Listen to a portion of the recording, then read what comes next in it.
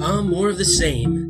Politicians acting like they know and understand history, the concept of liberty, or the role of government intended by the framers of the U.S. Constitution. Freedomcast.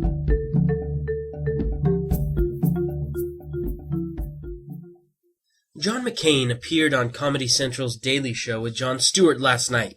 Stewart had this to ask the Arizona senator. Don't you think that these past few years, in terms of a recruiting tool for bin Laden and Al-Qaeda, isn't to Al-Qaeda, let's say Al-Qaeda is trying to fire up their base. Yeah. Isn't President Bush kind of, and our policies there, their Reverend Right? Isn't he the guy they throw out there and inflame their base and get support? Don't you think he's actually been okay for Al-Qaeda? No, I think that this is a transcendent evil that wants to destroy everything we stand for and believe in, and I don't think it's based on, frankly, individuals as it is, that they are just the exact mirror opposite of everything we stand for and believe in. So they don't really endorse Barack Obama. They would hate anybody because they hate our way of life. That is true. I find it interesting that McCain leaves absolutely no room for any of the possibilities brought up by Mr. Stewart.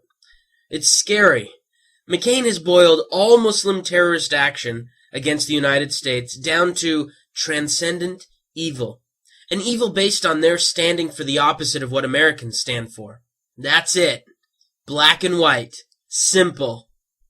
Dangerous. What Jon Stewart, who is admittedly a comedian, asked the aging senator essentially was whether or not McCain thought that President Bush's policies in the Middle East have themselves served as an effective recruiting tool for groups like Al-Qaeda. How could McCain possibly deny this? It's just common sense. Don't get me wrong. No one here is disagreeing that when it comes to Al-Qaeda, especially that organization's top leaders, we are dealing with real evil. These guys are crazy. But would they be able to recruit so many thousands of enraged, fanatic, willing to blow themselves up followers if it weren't for the fodder we give them? Does McCain really, honestly believe that if bin Laden stood up on a soapbox in Peshawar screaming solely about materialistic Americans, he'd have hundreds of rabidly angry volunteers begging for a bomb to strap on? It's when these evil plotting men get up and preach about the infidel encroaching upon their lands, bombing their villages, meddling in their affairs, occupying their holy sites, arming their enemies. It's when these things are said that the volunteers come flocking. This is the real problem with foreign interventionism. People all over the world share a common dislike of having their homelands messed around with by foreigners. That's nothing unique to the Middle East. And here's an important tidbit. Stated intentions don't matter. The U.S. government could have the greatest intentions in the world, and still it won't matter. You want to strengthen Al-Qaeda? Keep sending troops into the middle of age-old conflicts in the Middle East. Watch the volunteers mob Zawahiri's recruiting stations. Watch them sign up in droves. It's like trying to put out a fire by pouring on more and more fuel.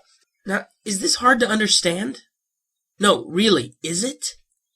Put pride, put supposed intentions, put all that aside, and just think. Doesn't it make sense that our foreign interventionist policies in the region create an effective tool for terrorist recruitment? Every day, we unwittingly give thousands more some reason or other to hate us. We don't mean to necessarily. Doesn't matter. How frustrating that the man who may be our next president chalks it all up to transcendent evil without any possibility that it may have to do with our own policies. I fear the fuel has only just begun to pour.